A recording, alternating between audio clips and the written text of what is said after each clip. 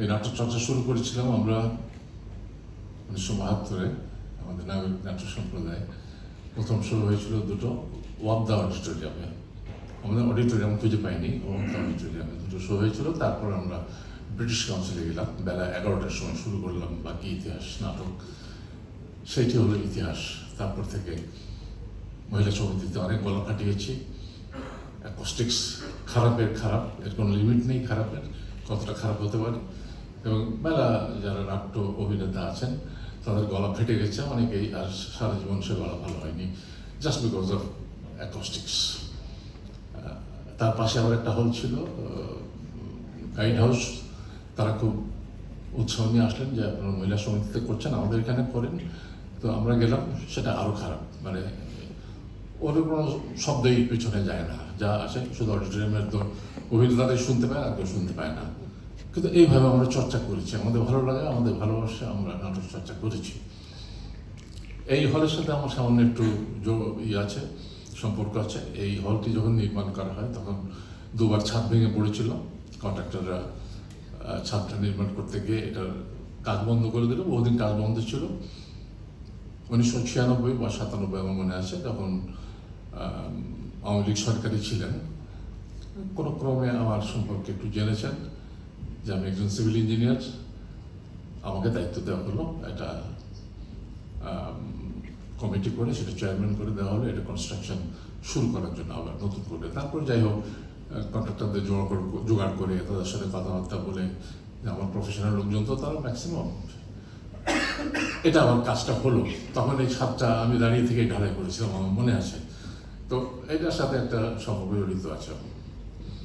আর আজকে প্রথমে ধন্যবাদ জানাই আমি আমাদের নাট্যপালা এবং স্বপ্নদলকে এখানে আমাকে আমন্ত্রণ জানানোর জন্য। কিছু বলতে পেরে আমি নিশ্চয়ই সম্মানিত এবং মানে অত্যন্ত আপ্লুত আর কি। তো বাদল সরকার সম্পর্কে বলতে হয়, কারণ যে নাটকটি দিয়ে আমাদের শুরু হয়েছিল যাত্রা বাকি ইতিহাস, সেটির নাট্যকার ছিলেন বাদল সরকার। এবং আমরা তখন বাদল সরকারকে খুব একটা চিনি না, আমরা হয়তো রেডিওতে শুনেছি তার এবং ইন্দ্রজিৎ নাটকটা আমরা রেডিওতে শুনেছিলাম সেই সময়। এটা অদ্ভুত ধরনের নাটক, অ্যাবসার্ড নাটক টাইপের, অ্যাবসার্ডই বলা যেতে পারে। তো ভালো লাগতো শুনে। তারপরে দেখলাম আমরা বহুরূপী আসলো ঢাকাতে পাগলাগুড়া নিয়ে, সেটা দেখলাম। তারপরে আমাদের আলিজাকের, আমাদের বন্ধু, সে হঠাৎ করে একটা স্ক্রিপ্ট নিয়ে আসলো বাকি ইতিহাস, সে নাগরিক এটা করবে। এবং সেই বাকি ইতিহাস করি আমাদের মানে কি বলবো, দর্শনের বিনিময়ে নিয়মিত নাটকের যাত্রা শুরু চলছে, আজও চলছে। আমি নানান কারণে স্টেজ থেকে দূরে চলে গেছি, কিন্তু একেবারে দূরে যাইনি। মাঝে মাঝে আসা হয়, আমার লেখা নাটক এখন মঞ্চে চলছে 2-4টে। এই সম্পর্ক তো কোনোদিন যাবে না। 10 বছর বয়সে মঞ্চে উঠেছিলাম, আজকে আই এম রানিং 80 না, অবাক হওয়ার কিছু নেই, 80, but I feel like 20 definitely. তো বাদল সরকার নামটা শুনলে পরে একটু ভালো লাগে, এই জন্য যে একটা কারণ তো বললাম যে তার নাটক বাকি ইতিহাস, সেটা করে আমি মানুষের কাছে পরিচিত হয়েছি, গোটা দেশের সুধীজনের কাছে পরিচিত হয়েছি। প্রথম জীবনে অ্যাওয়ার্ডও পেয়েছি ওই নাটকে অভিনয় করার জন্য।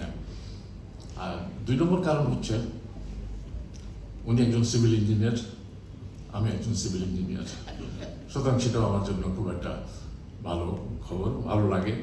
কিন্তু তিনি আবার town planner, civil engineer, town planner এবং নাট্যকার, এবং অদ্ভুত সব নাটক লিখে গেছেন।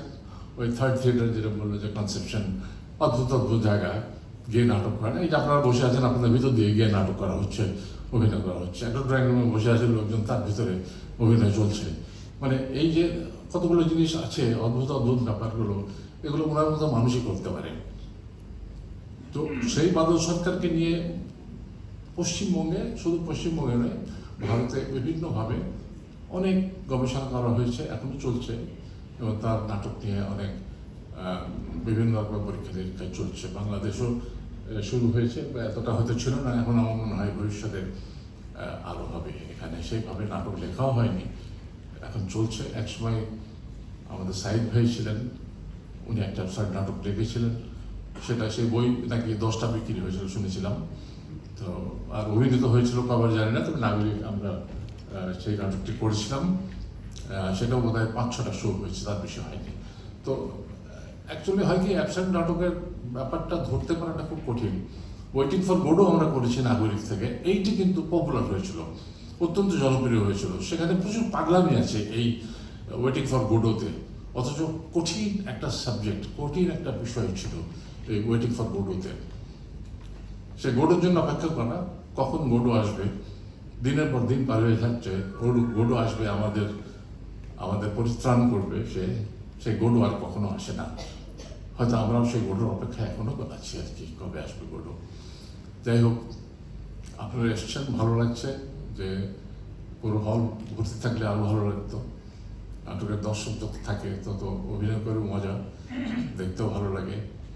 তো আপনারা ভালো থাকেন, নাটকটি দেখেন। আমিও খুব মানে কি বলবো, উন্মুখ হয়ে আছি নাটকটা দেখার জন্য কেমন হয়।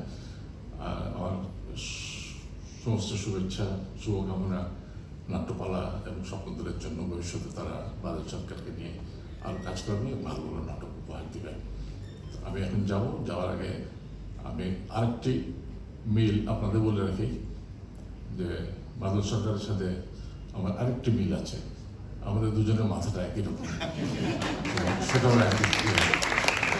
আই এম ভেরি লাকি বলবো, আই এম গ্রেটফুল। ভালো থাকেন সবাই, শুভরাত্রি। যে এই কাজটির জন্যই তো আমরা টাকা হয়েছিল, ভুলে গেলাম। মানে যখন এইসব চরিত্রে টাকা হয় বা এইসব ভূমিকায় টাকা হয়, তখন মনে হয় যে বয়স শেষ হয়ে গেছে, তাই এই জন্যই টাকা হয় এখানে। যে যখন কাউকে চেয়ারম্যান হওয়ার জন্য টাকা হয়, প্রধানমন্ত্রীর জন্য টাকা হয়, মনে হয় এই বুড়ো হয়েছে আর কি, এবার আর মাপ নেই।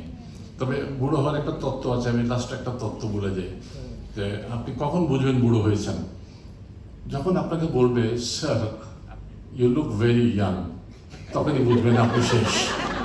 আপনি শেষ করলে তো আমি আনন্দের সাথে এই উৎসবের উদ্বোধনী ঘোষণা করছি।